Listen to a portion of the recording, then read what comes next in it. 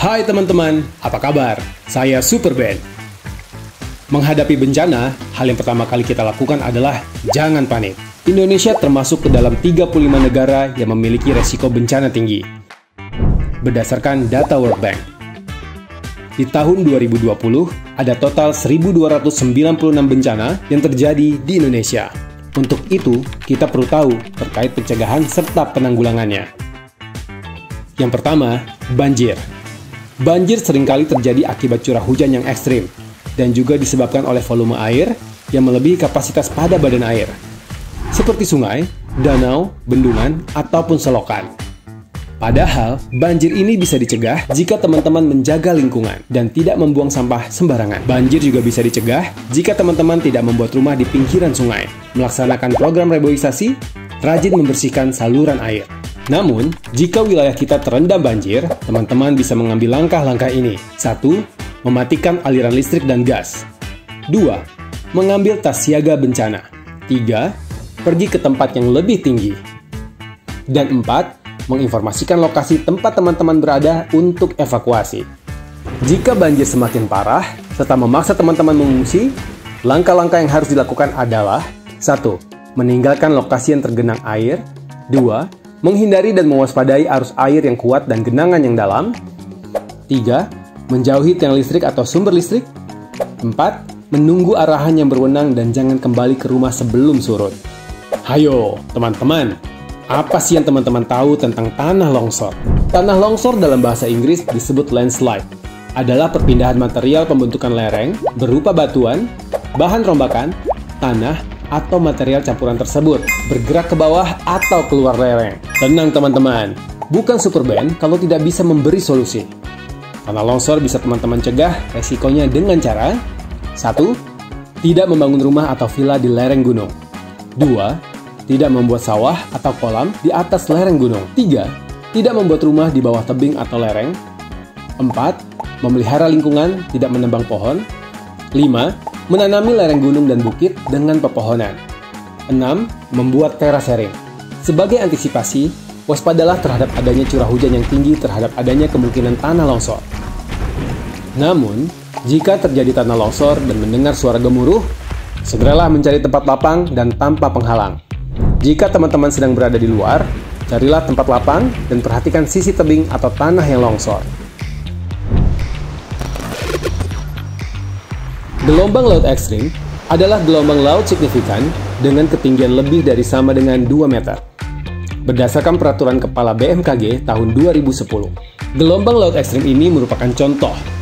Gelombang bersifat merusak karena dapat menyebabkan abrasi pantai. Gelombang tinggi kategori tinggi hingga ekstrim yang sering terjadi di sejumlah wilayah Indonesia bisa disebabkan oleh beberapa faktor berikut: bibit siklon tropis 94S, bibit siklon tropis 99W, dan pola angin. Maka dari itu, Superben menyarankan untuk teman-teman yang beraktivitas di bidang pelayaran, nelayan, atau teman-teman yang di pesisir pantai, sebaiknya 1. Waspada ketika kecepatan angin lebih dari 15 knot dan tinggi gelombang di atas 1,25 meter. 2. Selanjutnya, kapal tongkang perlu waspada ketika kecepatan angin lebih dari 16 knot dan tinggi gelombang di atas 1,2 meter. 3. Bagi kapal feri perlu waspada ketika kecepatan angin lebih dari 21 knot dan tinggi gelombang di atas 2,5 meter. 4. Untuk kapal berukuran besar seperti kapal kargo atau kapal pesiar, perlu waspada ketika kecepatan angin lebih dari 27 knot dan tinggi gelombang di atas 4 meter. Bencana selanjutnya, semoga kita bisa menghindarinya ya teman-teman. Angin topan adalah angin kencang atau bisa juga disebut badai besar yang sangat kuat dengan pusaran angin dengan kecepatan 120 km per jam atau lebih. Terjadinya angin topan bisa disebabkan oleh 1. Perbedaan tekanan udara. 2. Suhu udara yang sangat panas. 3. Penguapan air laut yang berjumlah besar. 4. Pusaran angin yang terjadi berjam-jam dan kerumitan lainnya yang terjadi di dalam cuaca.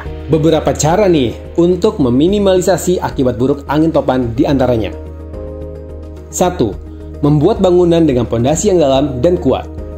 2. Pelatihan mitigasi bencana angin topan.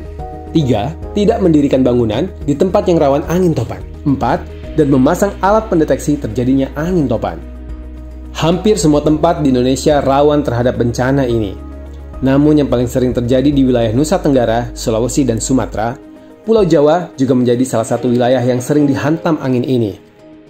Dan yang terakhir nih teman-teman, bencana kekeringan. Kekeringan adalah keadaan kekurangan pasokan air pada suatu daerah.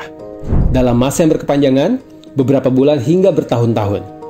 Biasanya nih, kejadian ini muncul bila suatu wilayah secara terus-menerus mengalami kekeringan di bawah curah hujan rata-rata per tahun. Kekeringan tentu dapat diatasi dengan meningkatkan ketersediaan sumber air, bisa menjadi solusi jangka menengah untuk mengantisipasi kekeringan. Peningkatan ketersediaan sumber air bisa dilakukan dengan membangun sumur gali, sumur pantek, sumur bor dalam, sumur resapan, dan juga embung. Upaya yang lain juga bisa dilakukan dengan meningkatkan kualitas sarana dan prasarana air bersih. Namun, yang namanya bencana alam memang selalu bisa terjadi dengan tiba-tiba. Jika terlanjur lingkungan teman-teman terjadi kekeringan, maka yang bisa teman-teman lakukan adalah 1. Penampungan air saat hujan. 2. Melakukan perbaikan saluran dan sarana irigasi. 3. Mengatasi pendangkalan waduk. 4. Proses penghijauan dan mengurangi konversi lahan di daerah hulu. 5. Membangun hutan kota. Setiap pemerintah daerah perlu menyampaikan informasi bencana melalui ketersediaan petunjuk standar, yaitu rambu dan papan informasi bencana yang berada di 7 objek ketangguhan. Objek-objek ini adalah objek sarana pendidikan, objek pasar, objek rumah ibadah, objek kesehatan, objek vital atau strategis, objek perkantoran, dan objek pemukiman. Yang paling penting sih, angka korban jiwa saat terjadi bencana bisa berkurang, karena teman-teman semua sudah nonton video dari Super Band. Semoga kita semua tanggap bencana dan bisa menjadi pahlawan super bagi diri sendiri dan keluarga. Semua bencana bisa ditanggulangi. Salam Super Band.